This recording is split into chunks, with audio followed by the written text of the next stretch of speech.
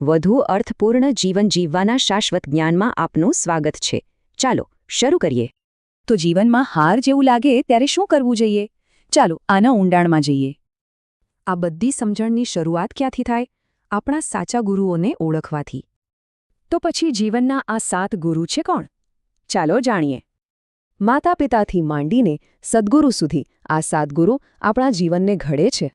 એક સરળ સત્ય છે જે આપણા જન્મ અને મૃત્યુ સાથે જોડાયેલું છે. આપણે આવીએ પણ ખાલી હાથે અને જઈએ પણ ખાલી હાથે. આખી જિંદગી આપણે ખિસ્સા ભરવામાં કાઢીએ છીએ અને એ જ આપણા દુઃખનું કારણ બને છે.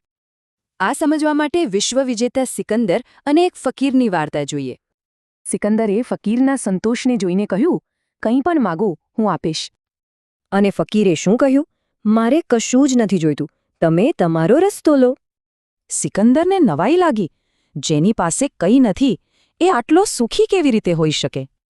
એટલે સિકંદરે કહ્યું, હું ભગવાનને કહીશ કે આવતા જન્મમાં મને તમારા જેવો સંતોષ આપે. ફકીરે કહ્યું, આવતા જન્મની શું જરૂર? મોહ છોડી દો, શાંતિ આજે જ મળશે. આ જ છે સાચો સંતોષ, જે બહારથી નહીં પણ અંદરથી આવે છે. અને સંતોષની સાથે જોડાયેલું છે એક બ્રહ્માંડનો નિયમ, જેનાથી કોઈ બચી નથી શકતું. એ નિયમ છે કર્મનો.